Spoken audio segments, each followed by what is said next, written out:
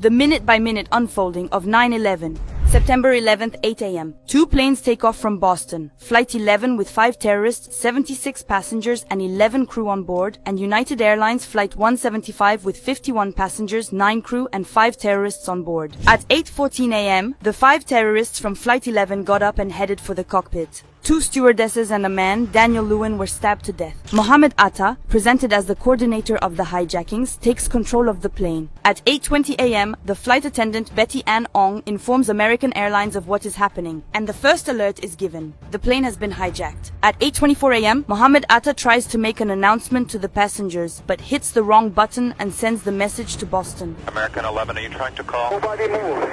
Everything will be okay. At the same time, Flight 77 takes off from Washington with 5 terrorists on board. 20 minutes later, a fourth flight, 93 from Newark, was in the air with 4 terrorists. At 8:46 a.m., America is on the brink of chaos. Flight 11, the first to take off, slammed into the North Tower of the World Trade Center at 490 miles per hour. All passengers were killed instantly as the plane opened a gigantic breach in the upper floors of the tower, which immediately burst into flames. At 8:49 a.m., American TV channels went live. CBS and CNN interrupted their programs and launched special broadcasts. No one yet knew what was happening, but the images were staggering. At 8:50 a.m., US President George Bush was notified, and the hypothesis of an accident was initially put forward. Then, at 9 a.m., the 2 towers were evacuated, but it was already too late. At 9:03 a.m., Flight 175 struck the second tower of the World Trade Center. George Bush was reading a book to an elementary school class when his chief of staff whispered in his ear that America was under attack. The president leaves the classroom in a hurry, already talking about a potential terrorist attack. 10 minutes later, at 9:17 a.m., the passengers of Flight 77 bound for the Pentagon call their loved ones to inform them that the aircraft has been taken hostage by terrorists armed with knives and box cutters. The United States are on high alert.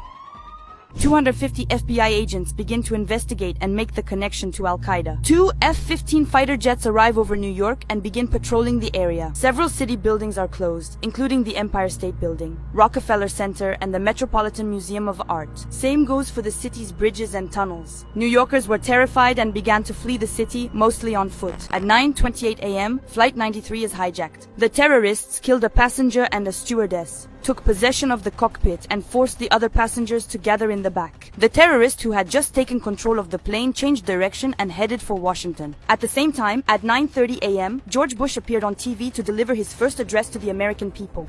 2 airplanes have crashed into the World Trade Center in an apparent terrorist attack on our country. Terrorism against our nation will not stand.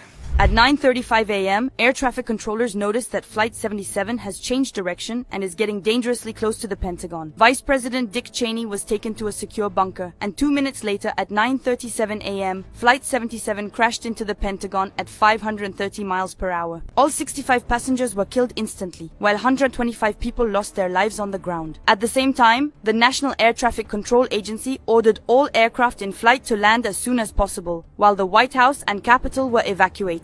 Of the 4 hijacked aircrafts, only one was still in the air, Flight 93. At 9:58 a.m., passengers were able to contact their loved ones. A total of 35 calls were made from the plane. Passengers are informed that the World Trade Center has been attacked, that the terrorists have no intention of landing, and that they are sure to hit a building. They are advised to do everything in their power to regain control of the plane, and the passengers gathered in the back draw up a strategy to retake the cockpit. At the same time, horrible images were being broadcast. Victims trapped in the World Trade Center tried to escape the flames and throw themselves into the void. At 9:59 a.m., after burning for almost an hour, the South Tower collapsed suddenly. There was panic in the streets as a huge cloud of smoke engulfed the city. Minutes later, the last hijacked flight, Flight 93, crashes at Shanksville in a wooded area of western Pennsylvania. It seems that the pilot deliberately chose to crash here to prevent the passengers from regaining control of the plane. The plane was pulverized and no one survived. Authorities are uncertain whether the terrorists were aiming for the White House or the Capitol. At 10:28 a.m., exactly 1 hour and 42 minutes after being hit, the North Tower of the World Trade Center also collapses.